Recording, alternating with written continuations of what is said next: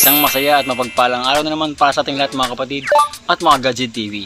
Siguro naman pamilyar kayo sa viral video na nangyari sa road rage sa C5. Siguro naman pamilyar kayo sa mga katagang akin na ang lisensya mo. Nope. Sige, nanginginig nga ako. Siguro naman pamilyar kayo sa mga katagang yan. Dahil yan ang pag-usapan natin para sa araw na ito. Sino ba yung may karapatang kumuha o kumumpis ka ng lisensya sa bawat mga riders o mga nagmamaneho sa kalsada? Yan ang alamin natin para sa video na ito. Kaya huwag natin patagalin, umpisahan na natin at panoorin ang video na ito. Let's go!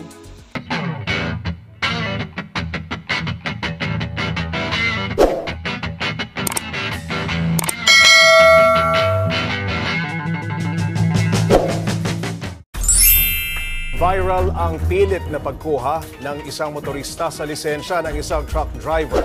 Pero ang tanong, sino-sino lang ba ang pwedeng mangumpiska ng driver's license? Para bigyan ng mukha ang balita, Mobile Journal, King Sengko.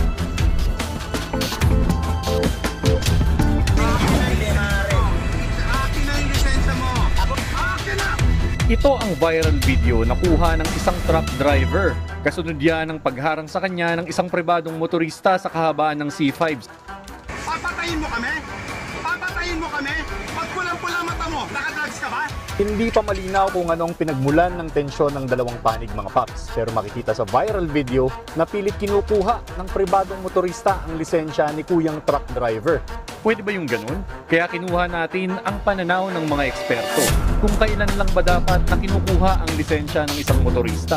Doon sa mga ganyang insidente, no, hindi po pwedeng mag-demand yung driver na kukunin yung license. No? Person in authority lang ang pwedeng mag-secure or mag-demand na ibigay yung driver license. Land Transportation Office, MMDA, mga pulis o deputized na traffic enforcer lang daw dapat ang kukuha ng lisensya. Dapat rin daw ay naka-uniforme at naka-duty ang opisyal na gagawa nito. At ang lisensya ay dapat lang isecure ng otoridad sa pagkakataong may banggaan o iba pang aksidente.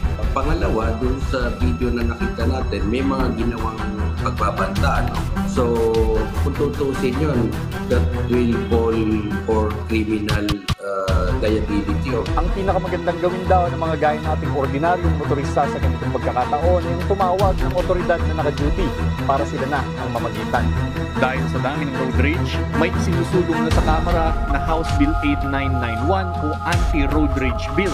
Sa ilalim nito, ang pagmumura, paggamit ng mapang-insultong salita, reckless driving, paninindak at pananakit ng pisikal ng isang motorista laban sa kapwa motorista ay may kaparusahan na pagkaka-revoke ng lisensya, pagkakakulong at multa na hindi bababa sa 50,000 pesos hanggang 100,000 pesos. Sa ngayon, ang LTO lang ang may kakayang mag-revoke ng lisensya ng isang motorista kapag may road rage. Ibig sabihin, administrative lang yung liability. Pero yung road rage, for you to consider it as a criminal offense, tama lang na merong batas na maipasa. Kaya naman mga paps, mas mabuti pa rin na parating maging cool sa kalye anumang pagkakataon, lalo na kapag tayo ay nagmamaneho.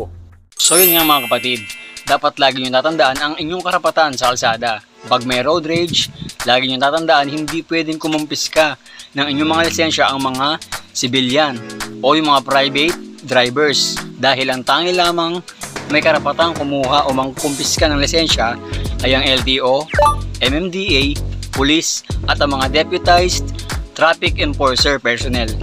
Uulitin ko, tandaan nyo, walang karapatan mangkumpiska ng lisensya ang kahit na sino. Tanging ang police lamang, MMDA at ang LTO at ang deputized traffic enforcers ang may karapatan na kumpiska sa lisensya. So, nawa may nabigay akong konting kaalaman at impormasyon sa bawat isa. Kung hindi ka pa nakasubscribe sa ating munti at humble channel, mag-subscribe ka na para palagi kang updated sa ating mga bago at susunod pang mga videos. Maraming salamat po and God bless us all. Ingat po.